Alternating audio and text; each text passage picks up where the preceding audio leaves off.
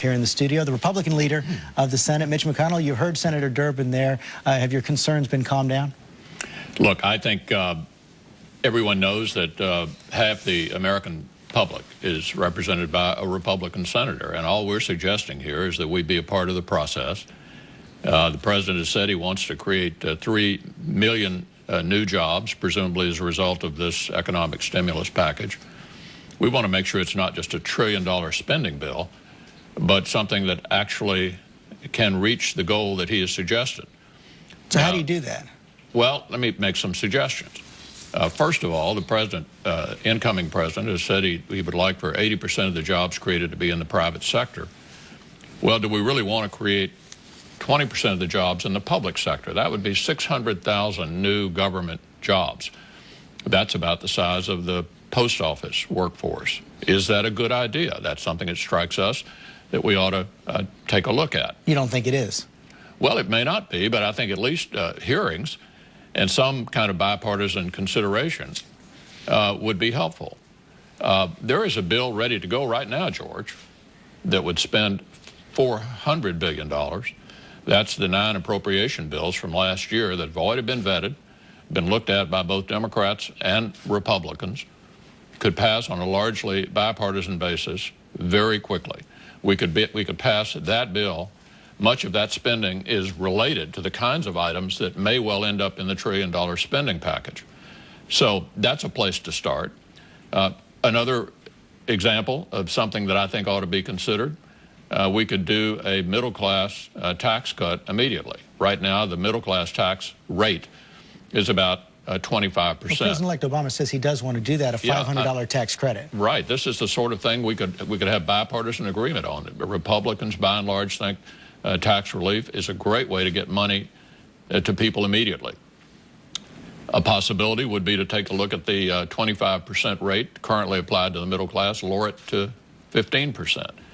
And with regard to the money to the states, one approach that I think we ought to take a look at that I have a feeling won't be in the recommendation of the administration, is to make this money for states a loan rather than a grant. You know, the way we're operating under the TARP, the Troubled Asset Relief Program, the money that's being lent to financial institutions is at 5% over 5 years, and if it's beyond 5 years, the rate is 9%. There are some states that are in good shape. In fact, I can think of at least 2 who've said publicly they don't want any of the money. So why should we automatically provide funds to states? Well, there are several states struggling as well. Is that a red line for you? If these are grants to the states, you're not going to support it? No, I'm not saying that. I'm saying we want to be a part of the process. And it might make sense to lend the money to the states. It will make them spend it more wisely. I think nobody thinks we ought to be spending this money on things like mob museums and water slides.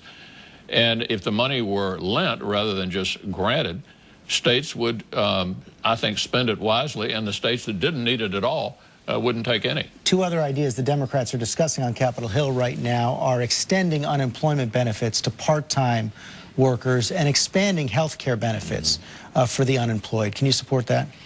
I might, but those are very big systemic changes.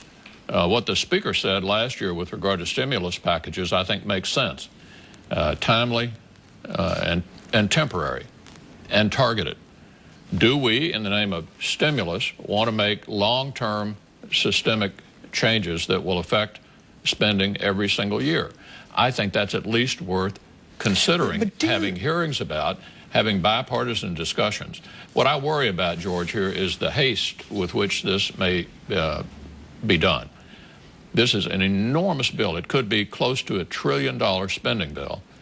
Do we want to do it with essentially no hearings, no input, for example, in the Senate from Republican senators who represent half of the American population? I don't think that's a good idea. So you think it's just unwise for the Democrats to push for this to be done by the time that President-elect Obama takes office? Yeah, no, it shouldn't be done. I don't think that they even seriously can defend, and I don't think my friend Dick Durbin was defending doing this without bipartisan consideration. And you know, this was, I think, the Democrats in Congress idea, not the president's idea, to have it on his desk by January 20th. That's just not a practical thing to do. If we want to do a bill immediately, Again, my recommendation is the omnibus appropriation bill. It's ready. These were 9 bills that were not passed by October when they should have been passed.